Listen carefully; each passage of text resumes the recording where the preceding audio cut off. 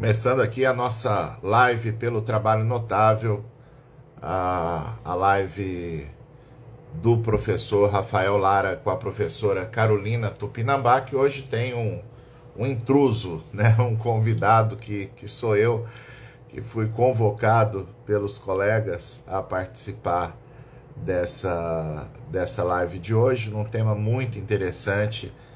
É o tema da semana, né, que movimentou os grupos, a advocacia, a magistratura, exatamente sobre a questão envolvendo a decisão do ministro Gilmar no ARI 1.160.361. E eu estarei aqui então com a professora Carolina Tupinambá e o professor conversando sobre essa decisão e seus desdobramentos.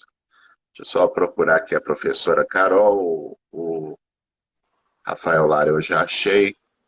Está aqui a professora Carol. Bom dia, notáveis. Bom Bom dia, dia, Fabiano Coelho. Cadê Carol? beleza? Não quero Fabiano, não. Quero Carol. Cadê Carol? Cadê Cadê a Carol? Carol? Eu sou o intruso aqui da live. Eu quero saber de Carol. Coloca Carol aí.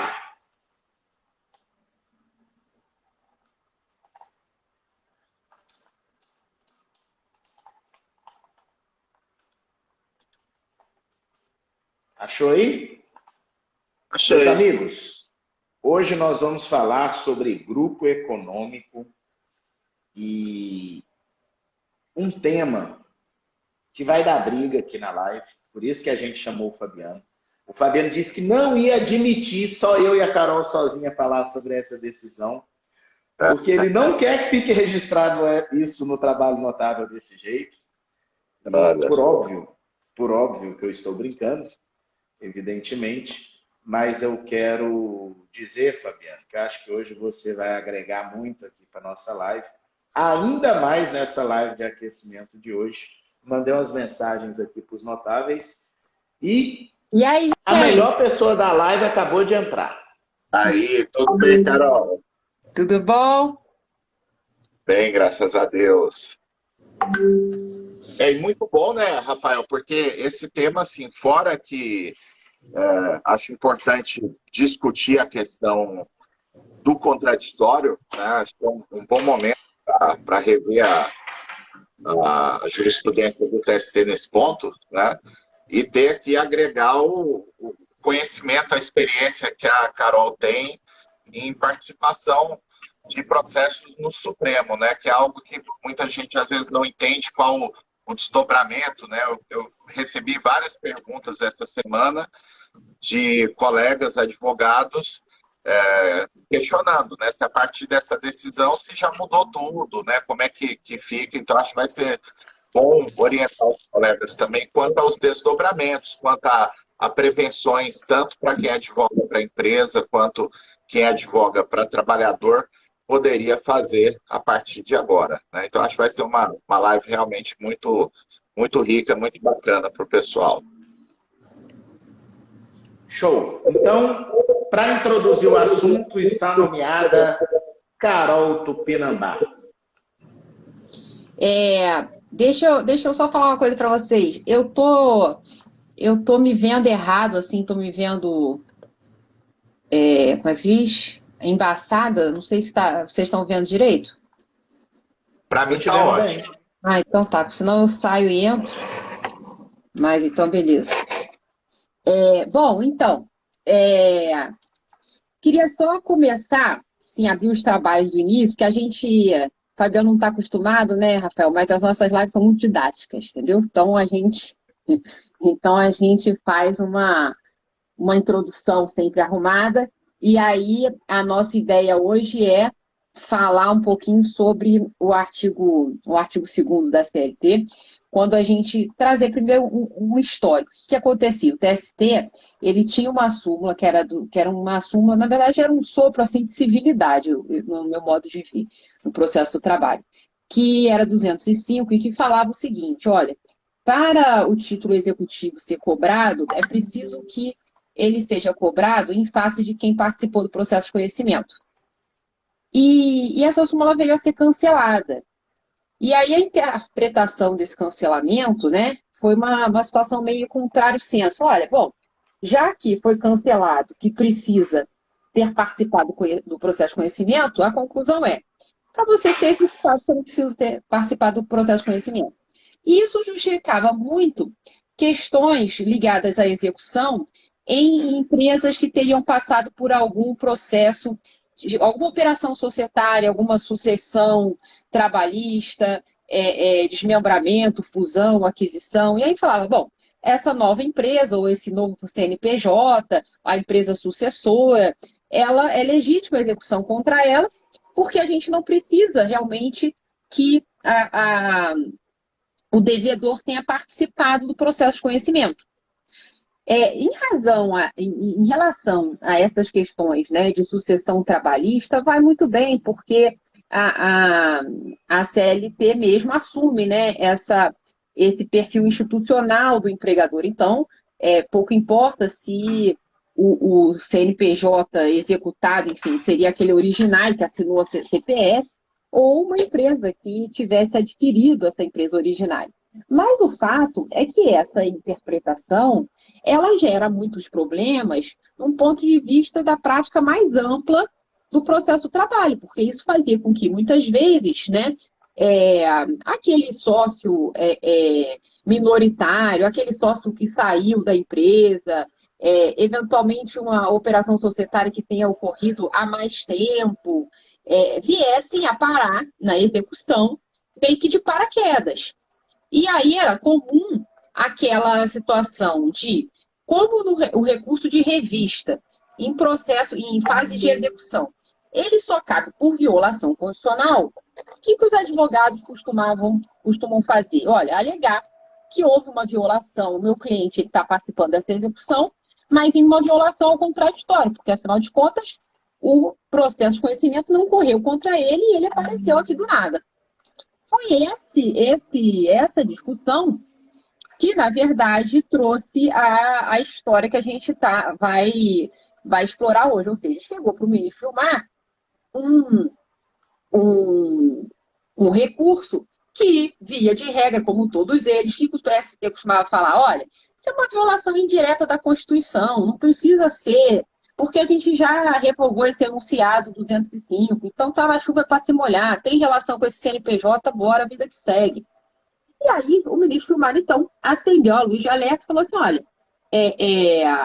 realmente vocês estão declarando indiretamente a inconstitucionalidade do artigo do CPC, que também fala, né, que aí qual o artigo, gente? É o 513, não, que fala lá do cumprimento. Parágrafo 5º. Isso, que fala que também teria, que é uma coisa bem óbvia, né, uma coisa meio da civilização, que teria que ser parte da demanda o executado na demanda, aquele que tivesse sido parte do processo de conhecimento. Então, houve uma rasteira desse artigo e, como qualquer decisão que venha a declarar, né, ainda que indiretamente, inconstitucionalidade de uma lei federal, no caso o CPC, teria que ter havido uma reserva de plenário, teria que ter havido, né, procedimento próprio para superar a presunção de constitucionalidade da lei, o que não houve. Então, o ministro Gilmar falou assim, olha, volta esse negócio aí, vamos caçar a decisão para o TST, já que se é que ele acha, não tem nada definitivo, se é que o TST acha mesmo que o 513 é inconstitucional, ou seja, que pode, a la Bangu, pode participar, pode ser executado o sujeito que participou, tanto melhor, mas também aquele que está passando aí na rua distraído, então beleza, que ele fale isso, mas fale através de uma reserva de plenário. E aí todos os advogados trabalhistas então pensaram, caraca, o advogado de empresa, a vida do advogado de empresa é essa tese, né? De, como é que de vez em quando você cai do nada de paraquedas uma execução no seu colo e a gente fica gritando, esbravejando que, poxa, a pessoa tem que ter tido direito de participar, de influenciar eficazmente na decisão. Muitas vezes, às vezes, é processo até que tenha rolado com pena de confissão, processo de uma revelia na fase de conhecimento. Então, isso é o desespero de tudo que é advogado. E a gente sempre advogou numa história assim, com muito pouca com muito pouca chance de êxito. Porque sabe que o TST, a execução atropela mesmo. Fala, ó, meu irmão, se você tá à frente desse negócio jurídico, a nossa teoria institucional é empresa é esse troço aí. É o que é e é o que não é. Então, isso acende uma luz, eu acho até, sabe, de legalidade. Eu achei positivo a revisitação desse tema. Mas acredito que o Fabiano não, e que muitas pessoas estejam imaginando que essa decisão vai representar um retrocesso, né? Um retrocesso nas execuções, porque como é que chega no fim de linha? Acontece uma sucessão empresarial, por exemplo, nós vamos ter que retomar o processo de conhecimento para incluir essa nova empresa? Essa é, assim, a discussão de hoje, meu caro, que não é uma discussão simples. Excelente. Maravilha. Agora eu quero ver o Fabiano fazer, eu não vou dizer um contraponto, mas fazer uma análise sobre o viés da jurisprudência e doutrina histórica trabalhista, e depois eu entro na brincadeira. Tá. Olha, Carol, Rafael, primeiro assim, foi maravilhoso. Eu falo, Carol, sem favor, cada vez que eu vejo uma exposição sua, eu meio que me derreto aqui, porque eu acho incrível como você consegue, às vezes, assuntos que são tortuosos, né, passar de forma tão simples. Agora, eu me preocupo com a questão, especialmente processual, porque, para mim, data vênia tem uma série de equívocos do ministro Gilmar nessa decisão, ou pelo menos que a decisão não vejo que ela tenha sido prudente do ponto de vista processual. Primeiro porque o ministro Gilmar, a meu ver, ele passou por cima de dois temas de repercussão geral do STF. Ainda que ele tenha invocado a cláusula de reserva de plenário, me parece que, nesse caso específico, seria mais interessante que fosse provocado um tema de repercussão geral específico sobre esse assunto. Porque o que acontece aqui primeiro, o TST trancou o recurso de revista porque compreendeu que a matéria não era constitucional, o que é uma exigência, né, como a Carol lembrou, do recurso de revista na fase de execução de sentença.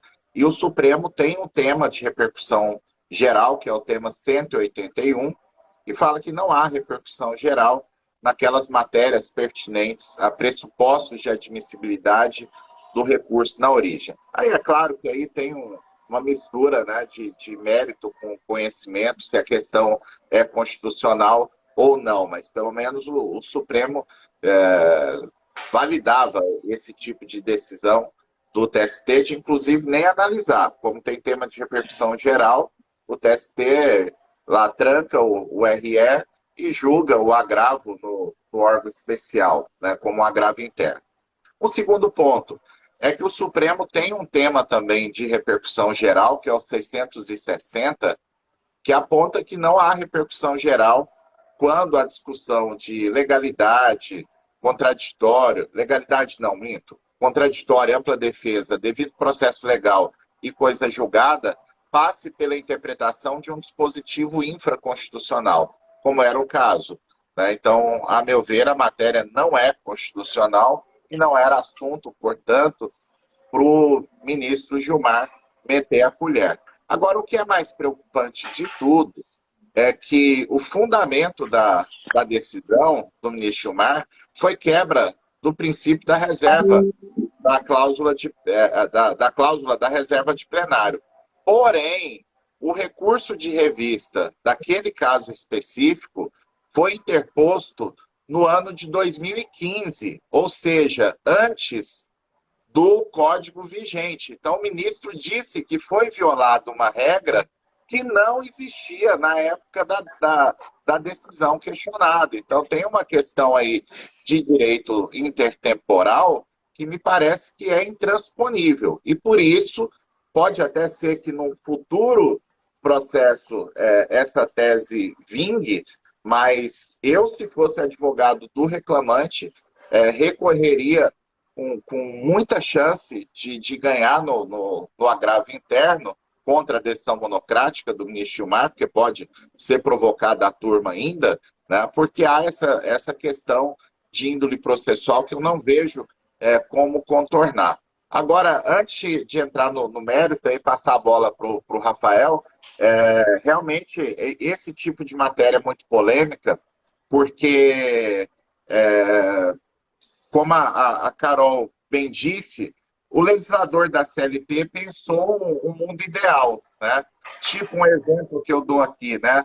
Bradesco, Banco Bradesco, Bradesco Seguros, Bradesco Vida e Previdência, ninguém discute que essas empresas integram o grupo econômico do Bradesco, né? Então, a jurisprudência do TST mira nesse grupo econômico que é inquestionável, mas acaba que atinge, né, respinga naquelas situações em que há uma efetiva discussão se a empresa integra ou não o grupo econômico. Eu fui lá no processo para ver linha por linha o que era a história lá do processo que deu origem a essa decisão do ministro Gilmar. E era mais um daqueles casos envolvendo a Varig, né, de uma empresa que foi apontada como sendo integrante do grupo econômico, e a empresa jura de pé junto que não integra o grupo econômico da Varig. E essa é a discussão, né? O TRT entendeu que integrava, e no recurso de revista, que não tinha discussão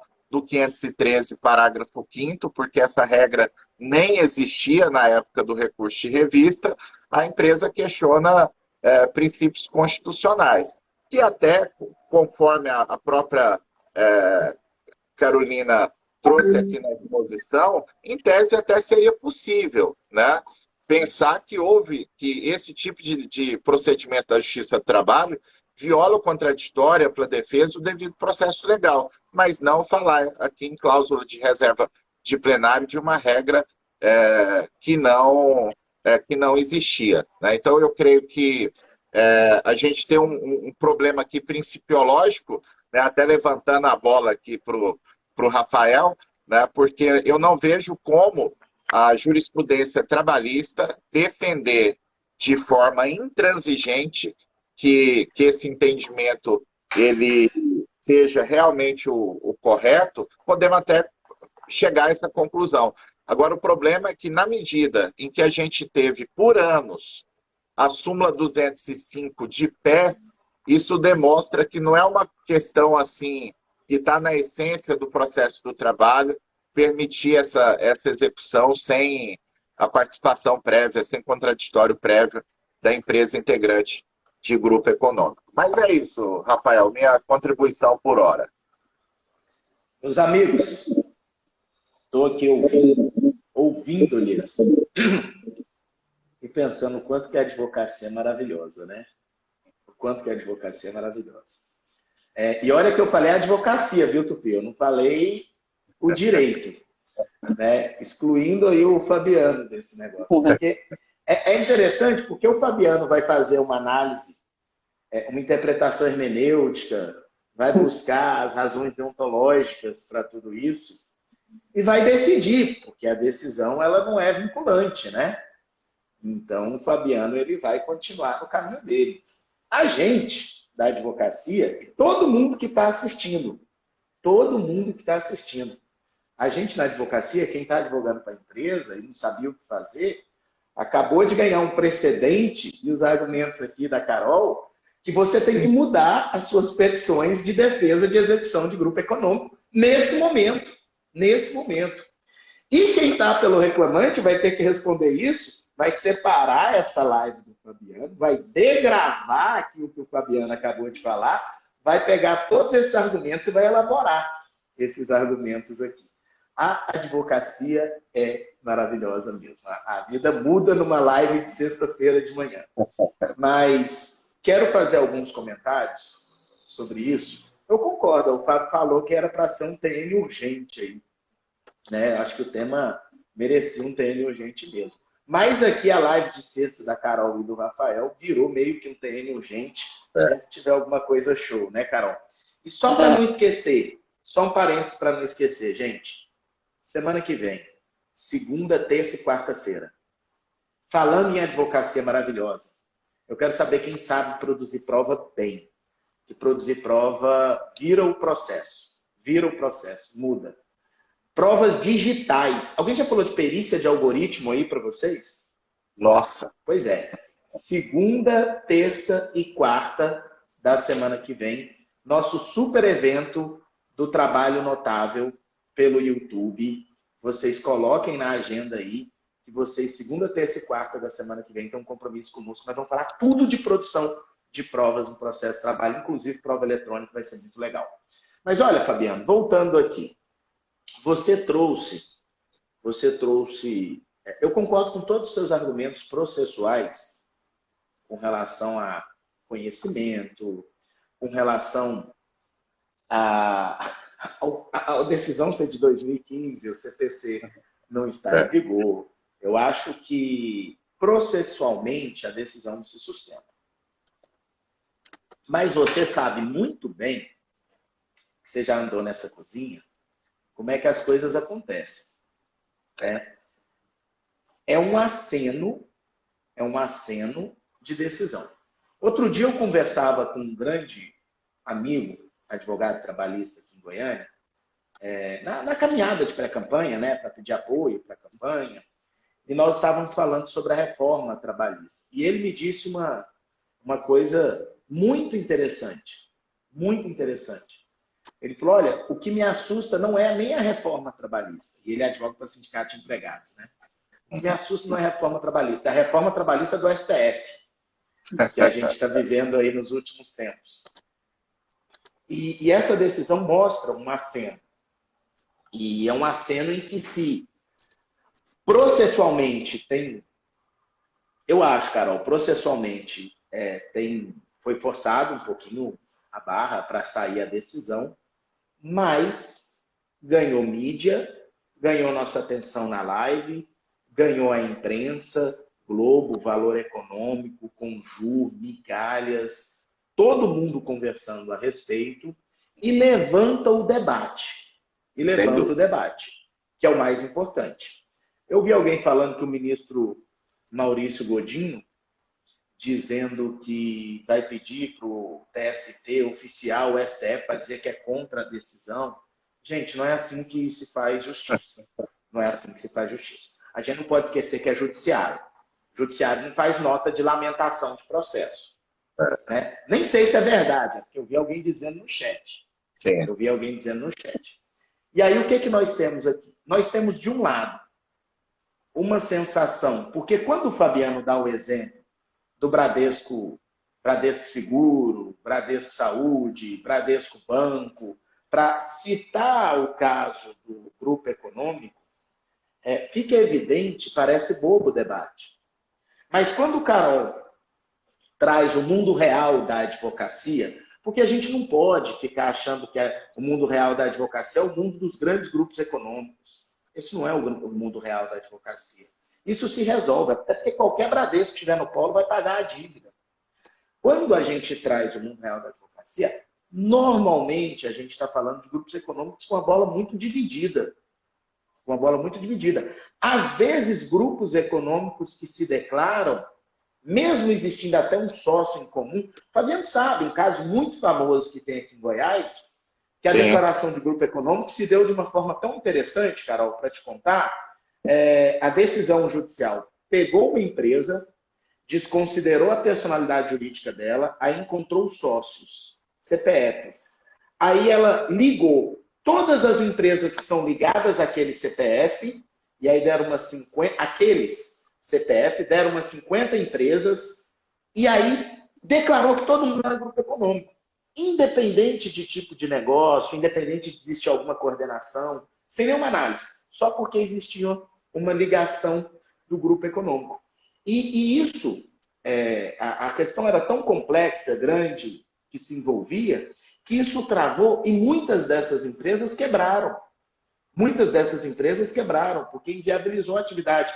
Porque, de fato, um sócio da empresa maior era investidor nessas empresas. Então, quando você traz para o mundo para o mundo real da advocacia, você tem duas situações complexas. Primeiro, os grupos econômicos que vêm sendo declarados de empresas que não tinham nenhuma participação efetiva de coordenação. Aí o Fabiano vai falar, não, mas a lei mudou, agora o artigo 2º da CLT exige uma comprovação, e de fato houve um avanço nisso, mas ainda nós temos alegações, decisões a respeito de grupo econômico que são levemente desconectadas. E o próprio Tribunal Superior do Trabalho, em suas turmas, ainda está interpretando de forma muito diferente a situação do artigo 2 em relação ao grupo econômico. Noutra senda, ainda no mundo real processual, você tem muitas vezes trabalhadores que estão há muitos anos aí buscando a efetividade da sua decisão, buscando a execução do seu crédito trabalhista, e nessa execução a empresa está ali o tempo inteiro de má fé, com sócios cítricos, né? Como a gente chama, sócios cítricos, que é o laranja, ou muitas vezes tentando evadir-se da execução, a empresa sai criando outras empresas, e aí ele quer se defender sob o argumento do devido processo legal para falar, não participei, essa empresa nova aqui minha não tem nada a ver com isso, e aí a bola ali de sucessão e grupo econômico é difícil de responder. Então, esse é um problema jurídico-social de fato. E como que eu vejo agora, partindo para o mérito, depois dessa consideração e dessa análise? Eu acho que, sob o ponto de vista mérito processual, por que eu vou chamar de mérito processual? Para deixar de lado a parte pré-processual, a parte processual para chegar na decisão do Gilmar. Esquece essa parte agora, tá? Vamos para o mérito da decisão, para o debate, que eu acho que é o que nos enriquece aqui. E é um debate de mérito processual, porque o tema aqui, gente, não é se o trabalhador deve conseguir receber seu crédito ou se a empresa deve conseguir dificultar esse crédito. O tema aqui é quais são os preceitos que devem ser observados do ponto de vista processual e sob o viés constitucional. E aqui, Fabiano, me perdoe, eu não acompanhei exatamente nesse detalhe o seu raciocínio, mas eu penso que há sim questão constitucional, diferente do que sustenta a decisão do TST, penso que há sim questão constitucional incidente aí. Então, sob a ótica processual e o viés constitucional, a grande questão é, esse devido processo legal, ele precisa... Ficou ruim minha frase, se o devido processo legal precisa ser observado. Mas essa questão, se não observada, ela fere o devido processo legal ou não? E me parece que em muitos casos, isso aqui eu sempre disse isso, sabe? Quando a gente exagera, a reação é forte e prejudica onde se busca. Então, em situações em que se precisa garantir a efetividade da execução, e eu acho que a Justiça do Trabalho é um exemplo de garantia de efetividade de execução, e ela deveria ensinar a justiça comum. A justiça comum é muito travada no tema grupo econômico, pelo menos aqui no meu estado. E a Justiça do Trabalho, ela consegue avançar e trazer efetividade, porque, infelizmente, nós temos uma sociedade que os malabarismos societários são muito presentes para a gente, às vezes, não ter uma clareza nos resultados, seja para se evadir de uma execução, seja sob o ponto de vista tributário. Então, essa contrarreação que surge é em razão de um excesso de chegar a pessoas que, às vezes, já estavam há anos sem participar da empresa, empresas que existe uma alegação de grupo econômico, mas que já estava suficientemente distante. Então, me parece que anda bem no mérito processual a decisão do Supremo Tribunal Federal. Joguei a bomba na sala, saí correndo, nós temos 10 minutos para brigar com isso agora. Não, e realmente eu acho que o ponto de vista do Rafa, Fabiano, eu acho que fica mais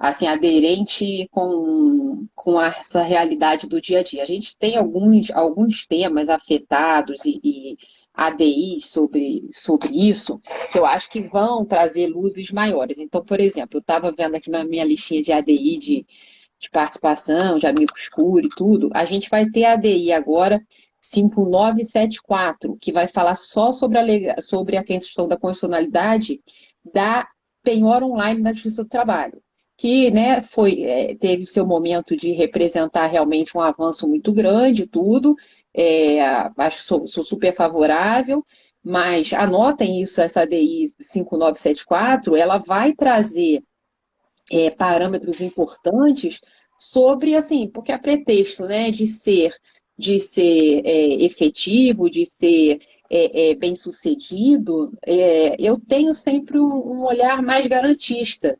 e não tenho um número maior de clientes e empresas do que empregados, é bem dividido, mas assim, me incomoda muito a forma, às vezes, né, que para realizar a Justiça do Trabalho acaba se vestindo a roupa de trator e passando por cima de alguns direitos fundamentais, de algumas questões que são importantes. Então, assim, eu não vejo como afastar questão constitucional disso. O sujeito tem que participar do processo de conhecimento. E se não tiver, é preciso que a estruturação desse grupo econômico esteja muito assertiva, né? Pelo menos que se a parte. Então, se fosse assim, um meio termo, olha, tudo bem, não participou do processo de conhecimento, mas tem que ter participado drasticamente da conclusão a respeito da evidência de ser ou não grupo econômico. Porque, por mais que haja a pontuação do parágrafo 3º do artigo 2º, o fato é que a maioria dos TRTs, com razão, tem organizado centros de efetividade de execução. Os maiores TRTs, São Paulo com certeza, aqui no Rio a gente tem CAEX, que é um centro de efetividade à execução. E nesses centros se produzem relatórios, que é até uma natureza jurídica que sempre me deixou encafifada, porque são relatórios, quer dizer, é um ato jurisdicional, porque é produzido pela CAEX, mas muitas vezes pega, então aqui, por exemplo, a questão da Varig, né, no Rio de Janeiro. Um belo dia, a CAEX produziu um relatório falando assim, ó, agora a gente vai resolver o problema da Varig. Estamos listando aqui todo mundo que tem responsabilidade pelas dívidas da Varig. E eu vou nessa lista, um relatório assim, de 80 páginas, com várias decisões, jurisprudência, uma decisão, mas de natureza abstrata, assim, poder normativo da Justiça do Trabalho na vida em geral. E aí um monte de gente, né, que tinha comprado ações, eu tive clientes que compraram ações da Varig e saíram desse relatório e que tiveram as contas penhoradas. De uma noite para o dia, assim, a empresa, a microempresa falou assim, não, eu descobri que eu sou grupo com a Varig. Tipo assim, o sócio nem viaja muito de avião, mas a gente algum dia resolveu investir na Bolsa e chegar a essa conclusão. Então, eu acho que essa questão ela é mais constitucional do que nunca, porque é preciso, né, colocar o trem nos trilhos. Então, não participou do processo de conhecimento, ok, mas tem que ter participado exaustivamente dessa conclusão de grupo econômico, né, de responsabilidade. Então, existem outras ADIs importantes sobre esse tema. Tem aquela 4742, que está falando sobre a questão da certidão negativa de débito trabalhista, como é que se opera, porque são coisas, são ferramentas tão positivas, tão de vanguarda. Os outros nichos da justiça merecem copiar, sim, mas, assim, às vezes sucesso sobe a cabeça. Então, penhora online, ela começa no STJ, mas ela se transforma, ela ganha vida mesmo no TST. Eu estou travando ou de vez em quando vocês estão travando? Eu não sei, porque de vez em quando roda aquele negocinho pra mim. Mas enfim, então essa ADI 4742 da certidão negativa também é importante. E a gente tem uma ADI que eu não estou me lembrando do número agora, quando passar a palavra para vocês, eu vou olhar, que fala de responsabilidade trabalhista, que agora eu não sei qual que é, quer ver? E tem a ADI 6047, fiquem de olho nisso, porque é uma ADI que é importante para isso, porque ela vai falar, sabe o quê? Da questão do regime centralizado de execuções, que isso está muito na moda. Isso vem com a lei desportiva e está sendo usado por muitos tribunais, aqui no Rio também, como uma oportunidade de centralizar execuções em face de uma mesma empresa. Então, eu acho que é importante também ficar no radar essa ADI 6047 e achei aqui, a outra é a DPF, veja, olha a discussão desse tema, a DPF 488, cumprimento de sentença em execução trabalhista e inclusão dos dados de pessoas físicas ou jurídicas integrantes de grupo econômico. Então, essa ADI... É exatamente o assunto da decisão. É exatamente isso, e vai abrir o diálogo. O que eu acho que é importante dessa decisão, né, é mostrar que a banda não toca assim, que não é, entendeu? Moda, vamos embora, tá distraído, pode ser cooptado numa execução trabalhista. Então, eu acho assim, independente das barbaridades de direito intertemporal e tudo, enfim, de tudo que você relatou, eu acho que a oportunidade, ela pode ser uma boa ocasião assim, da gente rediscutir temas que estavam parecendo já estarem definidos e definidos, no meu modo de ver, em maus termos, né? Muitas vezes, assim, de forma precipitada. Rafael concorda, Fabiano não, mas tá certo. Não, o que eu acredito aqui, Carol, se puder ter uma bola de cristal, né, eu creio que aí vão ser duas opções, né? Ou um agravo interno do reclamante, que acabe provocando lá no Supremo a abertura de um tema de repercussão geral, ou uma discussão mais ampla na DPF 488, apesar que tem discussões processuais, né, Carol? A própria petição lá, o parecer do PGR é por não admitir ação na compreensão de que tem defeito formal na petição inicial. Tá? Inclusive, eu queria destacar para o pessoal que participa dos grupos de WhatsApp do Trabalho Notável, que eu disponibilizei agora cedo a decisão do ministro Gilmar, o parecer da PGR nesse processo do ministro Gilmar, que tem, inclusive, uma síntese dessa tese de por que o TST não entende que precise do contraditório prévio, e também o parecer do PGR lá na DPF 488. Mas se eu puder fazer uma bola de cristal hermenêutica aqui, né, uma acomodação da jurisprudência, né, eu penso que o que vai acabar acontecendo a partir dessa decisão é que hoje nós temos uma situação em que, além de entender que não precisa de participar da fase de conhecimento, o TST tem uma jurisprudência muito sólida de que não cabe IDPJ na situação de grupo econômico, né? Que o IDPJ seria apenas para aquela hipótese de responsabilizar o sócio. Né? Então, me parece que uma acomodação possível a ser feita, como o meu TRT aqui faz, né, o TRT 18, eu já tive vários mandados de segurança, né, que eu tomei liminar do tribunal nessa matéria, que o tribunal entende que precisa fazer um incidente de desconsideração na hipótese de grupo econômico também. Então, me parece que pode ser uma acomodação que resolva o problema maior, né, que é justamente dar uma oportunidade de contraditório, ainda que seja na fase de execução, ainda que seja pelo incidente de desconsideração, àquele que entende que não responde. Eu, particularmente, eu entendo que que a questão não é constitucional, data vênia, embora eu fique incomodado realmente com algumas situações que a gente vê que de fato discutível a existência do grupo econômico, mas eu entendo que como a responsabilidade solidária ela já está bem amarrada na lei, é só uma questão de redirecionamento da execução e a empresa que foi inserida, ela deveria fazer a sua defesa por meio dos embargos à execução.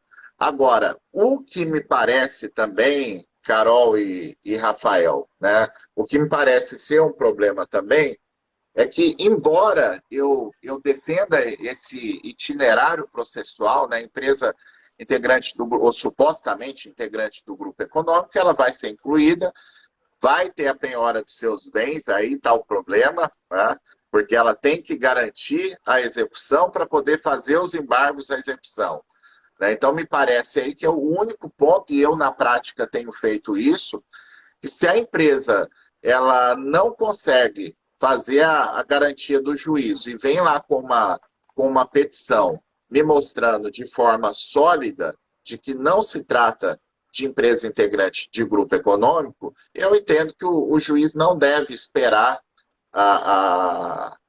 os embargos à execução para decidir a matéria, né? Porque aí sim seria um ônus muito pesado para a empresa, e como a Carol bem lembrou na primeira parte da intervenção dela, né, a penhora, a depender do tamanho do negócio, quebra a empresa. Né? Então aí não adianta a gente falar em contraditório diferido para deixar lá para depois e quando a empresa pode ser inviabilizada. Né? Então, em que pese eu tenho essa posição, me parece que uma acomodação possível seria essa, de admitir o IDPJ para a empresa de grupo econômico, e com isso a gente evita algumas arbitrariedades, né? Que acaba que a exceção, né, que são decisões eventualmente arbitrárias e que não tem base nenhuma para responsabilizar a empresa X como suposta integrante de grupo econômico,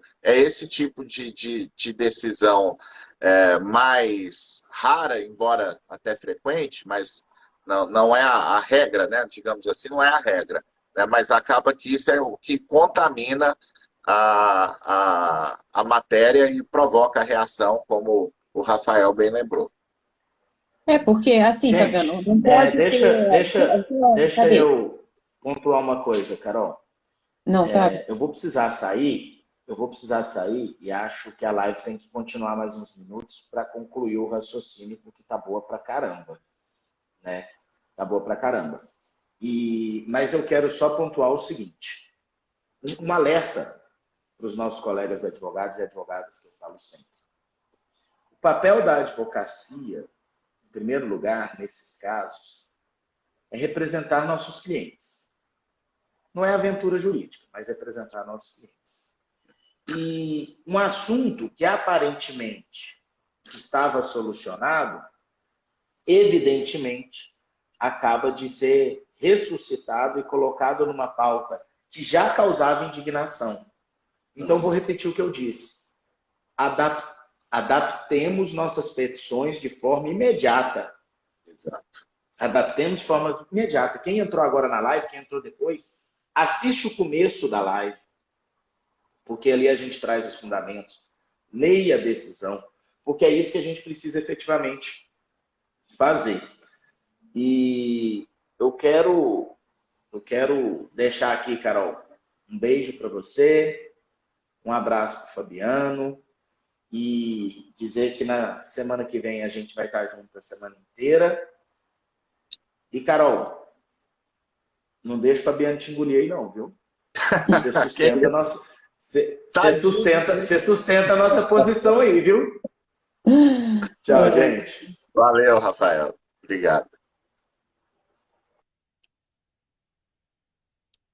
Cadê? Mas você ia dizer, Carol? Não, o que eu ia dizer era o seguinte, porque não tem nem o incidente, ele não se coloca nem na responsabilidade administradora, isso é um absurdo também, Fabiano. Então, assim, a gente sabe, né? A responsabilidade trabalhista, ela vai para a empresa, ok, que tomou o serviço, muito bem, é o natural, mas muitas vezes ela vai para o sócio, ela vai para o grupo econômico, ela vai para o administrador, muitas vezes ela vai para o administrador, e outras coisitas mais criativas que possam aparecer no tribunal. Então, assim, aí vem a história do grupo familiar, que não é um grupo, mas que tem o mesmo sobrenome. Aí pode vir, né, a empresa que chega pela desconsideração inversa, ou seja, cheguei no sócio, o sócio não tem nada, mas o sócio tem uma outra empresa que não é do grupo da empresa originária, responsável trabalhista, mas que também pode vir a ser responsabilizado.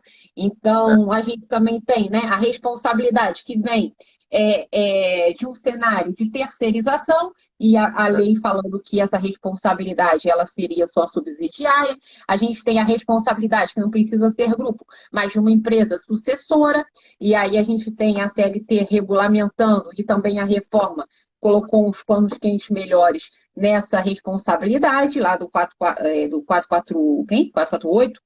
448A.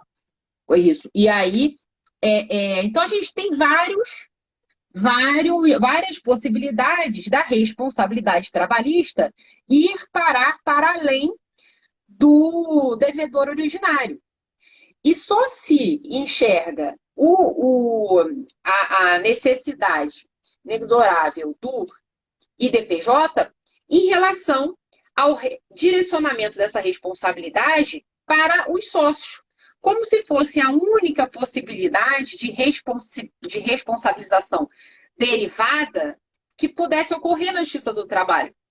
E essas outras hipóteses, elas ficam meio assim, no perdido. Então, às vezes, você é um administrador, né? Você pode ser numa SA, por exemplo, você não é nem acionista, pode ser que você seja só um administrador mesmo, e aí tenha lá a eleição, a ata de posse, e você venha a ser responsabilizado. E aí você é responsabilizado porque tem alguns artigos na lei das SAs, tem alguns artigos no Código Civil que vão falar de responsabilidade do administrador. Nenhuma fala de responsabilidade trabalhista.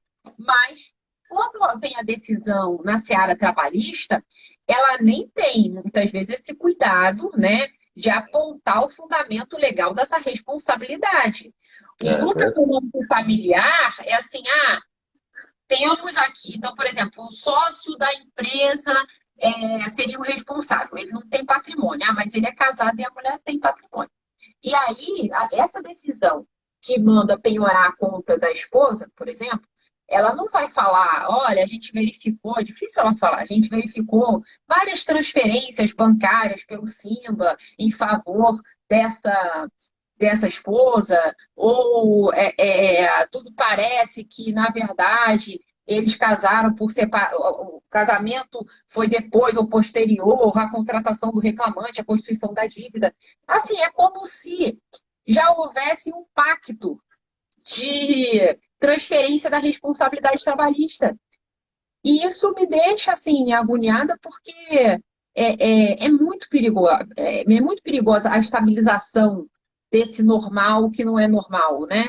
O sucessor, para ele vir a ser responsabilizado, o sucedido para vir a ser responsabilizado, existe um roteiro legal para isso, existe um fluxograma para isso. Então, existe um devido processo legal para isso. E aí, muitas vezes, essa transferência ela se dá de forma automática. Então, o caso do grupo econômico é muito disso, né? Fala assim, é grupo. Mas é grupo por quê? Tem o grupo vertical, tem o grupo horizontal, por coordenação, né? Às vezes a gente sabe que existem grupos que caracterizam e que deixam legítima a questão do empregador único, ou seja, você mesmo tem a sensação, você trabalhador, que você trabalha para aquele empreendimento, né? Qualquer um pode te ligar um dia e falar, amanhã você vai para lá, amanhã você vai para cá. Então, você tem aquela sensação de subordinação dentro de um grupo, mas muitas vezes não existe essa promiscuidade. E aí é preciso também, né? Existe um roteiro técnico em torno desses temas que, na prática, é muito ignorado. Então, por isso que eu acho que essa decisão ela levanta uma luz, um olhar não só sobre o grupo, mas sobre todos esses desvios de responsabilidade que acontecem, que eu não acho que são errados, eu acho que podem ser muito positivos em termos de efetividade de execução. Mas o que eu acho errado é o procedimento e a vida se comportar como se o empregador fosse qualquer um desses caras que vão parar no final com a conta penhorada. E não é. Então, para haver essa designação, tem que ter um devido processo legal. Então, isso é que traz o alerta, liga o alerta. Né? O advogado não é nem o advogado de empresa, o advogado, coitado, de uma pessoa que foi sócia de um salão de beleza que era do primo, na época que não existia nem sociedade unipessoal, então tinha que assinar a limitada, e aí ficou com 1%, e aí não sabe nem de onde veio, é uma coisa meio kafkaniana, né? Daqui a pouco você está todo penhorado, aí você para numa lei seca e acha que não está bêbado, está tudo tranquilo. Mas pelo Renajude, o carro fica. Você não sabe nem que está correndo na execução trabalhista. Então, esse tipo de cenário, eu acho que ele não faz sentido no Estado de Direito, entendeu? Então, é por isso que é importante que essa decisão seja, que isso tenha um prosseguimento no Supremo Tribunal Federal, porque é muito constitucional, Fabiano. Não sei como é que você acha que não é, mas é muito constitucional. Aí, esse debate é muito rico, né, Carol? Até a Juliana Cunha escreveu aqui no chat que é um verdadeiro duelo notável, né? Efetividade versus garantismo, que é essa a discussão, né, Carol? Agora, eu acho que a gente poderia, nessa reta final aqui da live, que o Rafael deixou no ar, que os advogados precisam imediatamente mudar as suas petições. Eu acho que a gente poderia, Carol, partir para o final da live exatamente com essas recomendações. O que o advogado do reclamante pode fazer a partir de agora para tentar prevenir, porque a gente não sabe o que vai acontecer, quais serão os desdobramentos, né, dessa decisão, e também o advogado da empresa, né, como proceder agora de abrir um caminho aí para aproveitar essa decisão. Eu acho assim, primeiro, a gente tem que, todos os dois, advogado de empresa e advogado de reclamante, advogado do coitado que estava passando distraído na rua e tomou na cabeça, sempre colocar coisas que eu coloco assim nesse tipo de discussão. Linhas do tempo, ou seja, contratação de reclamante, ajuizamento de ação e a participação do sócio da empresa que entra nessa discussão. Então, muitas vezes, pela linha do tempo, você já consegue várias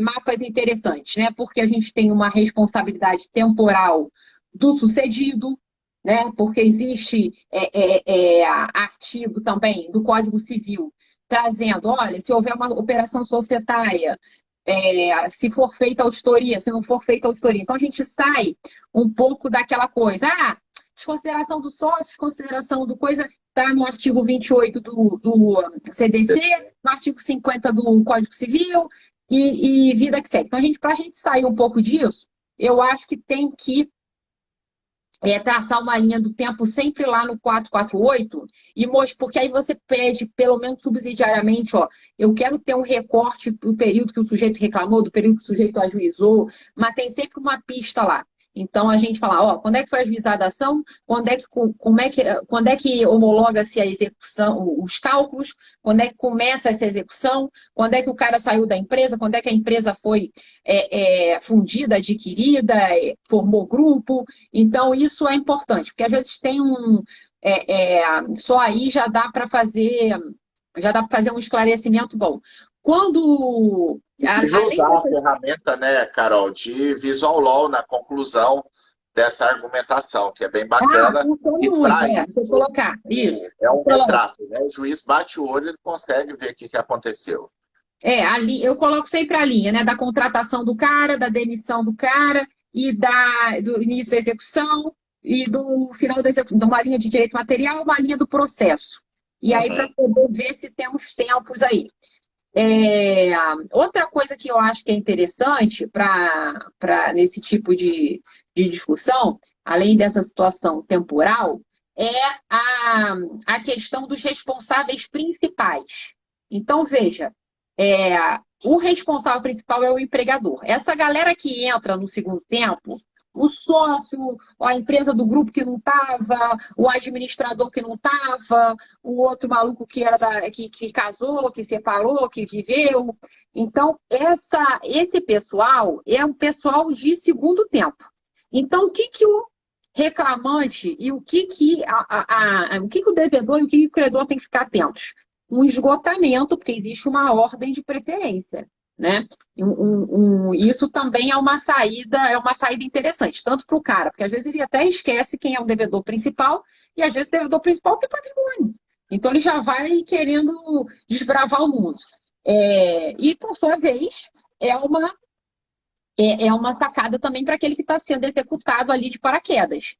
Gente, então, o cara que está sendo executado de paraquedas mostrar, olha, eu vi aqui que o devedor principal está andando de lancha por aí, ele tem patrimônio, então, assim, existe um benefício de ordem. Então, tem uma questão de tempo, tem uma questão de ordem de execução que tem que ficar arrumada.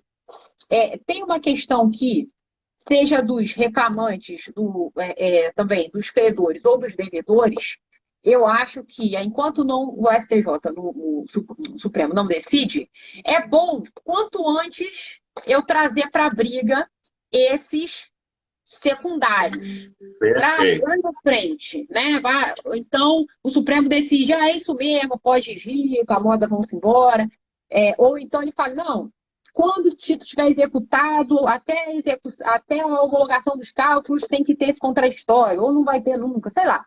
Mas é importante, você estando de um lado ou do outro, o quanto antes você entrar na briga, porque mais chance você tem de argumentar, num sentido ou no outro. Então, também aquela postura de estou sabendo, mas vou me esconder porque até agora não chegou, vou fugir da notificação, vou sair fora, não acho que é muito inteligente. Em geral, eu entro, né, se eu estou pelo empresário executado, ou se eu estou pelo reclamante, eu boto na inicial, não quero nem saber.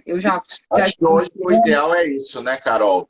A partir de agora, trazer na inicial, ainda que isso possa ter um pouquinho de embaraço, às vezes, na notificação, às vezes demora um pouquinho mais para ter audiência, mas é uma segurança importante para o advogado dar para o cliente dele. Isso. E aí, se eu estou pelo reclamante lá no início, se eu estou pelo empresário, eu também entro para poder falar, estou sabendo que esse negócio está apontado para mim, eu não espero. Porque muitas vezes o sujeito fica sabendo, porque hoje em dia a gente tem muito aplicativo, muita ferramenta de tecnologia para monitorar essas execuções. Então, você não está sabendo que tem hora na conta. Então, às vezes, o sujeito procura falando assim, olha, parece que foi feita a pesquisa ou uma auditoria, principalmente um empresário mais antenado, ele já vai saber. E aí, eu entro espontaneamente. Não, mas você vai se dar por citado, já vai começar a correr prazo para você, entendeu? Não tem nada a ver. Aí eu quero falar, olha, tá acontecendo isso, eu soube através daquilo, e eu não tenho nada com essa história, e vou provar que não tem nada dessa história, mas o quanto antes chegar, porque é mais chance que eu tenho de participar. Então, acho que é basicamente o recorte temporal, né? A ordem de responsáveis, uma fila de responsabilidade, e o quanto antes antecipar esse contraditório, se a gente não tem a garantia de que ele ocorrerá ou não, para os dois lados. Acho que essas três peças são chaves para os dois lados, entendeu, Fabiano? Porque você, independente de quem você esteja assessorando, você vai ter mais chance de ter um resultado positivo.